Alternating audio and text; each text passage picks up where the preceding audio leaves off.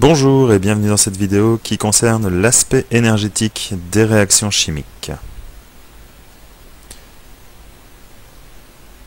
Alors quand on parle d'énergie, il existe différentes formes d'énergie. Il existe l'énergie lumineuse, l'énergie électrique. Ici on va s'intéresser en particulier à l'énergie thermique et on va se limiter uniquement à ce cas-là. Quand on observe une réaction chimique, il se peut qu'il y ait différents cas de figure. Par exemple, l'augmentation de la température du milieu suite à la réaction chimique, la diminution de la température du milieu, ou bien encore aucune variation de température au cours de la réaction chimique. Nous allons définir différentes catégories de réactions chimiques. On parlera de réactions qui sont exothermiques lorsque l'on observe une augmentation de la température du milieu et donc une libération d'énergie. Et on parlera de réaction endothermique si on observe une diminution de température du milieu extérieur. Si une réaction ne libère ni n'absorbe de l'énergie, on peut l'appeler une réaction athermique.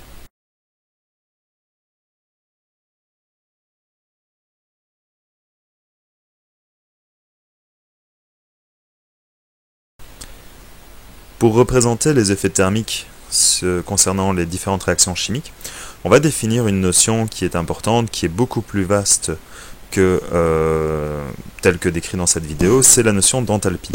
Alors enthalpie est ce qu'on appelle en thermochimie une fonction d'état. On va la considérer, nous ensemble, comme simplement l'image du contenu énergétique d'une substance. Son symbole est H.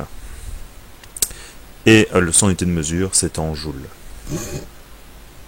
Dans le cas des réactions exothermiques, on l'a dit tout à l'heure, il y a une libération d'énergie.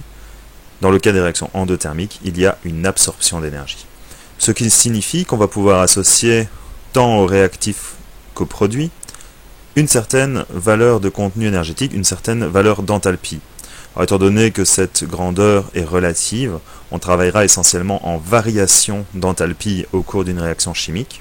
Dans le cas de la réaction exothermique, l'enthalpie des réactifs est supérieure à l'enthalpie des produits, puisque les produits ayant perdu, entre guillemets, une certaine quantité d'énergie, qui s'est libérée dans le milieu extérieur, vont en présenter un niveau d'énergie plus faible, un niveau d'enthalpie plus faible.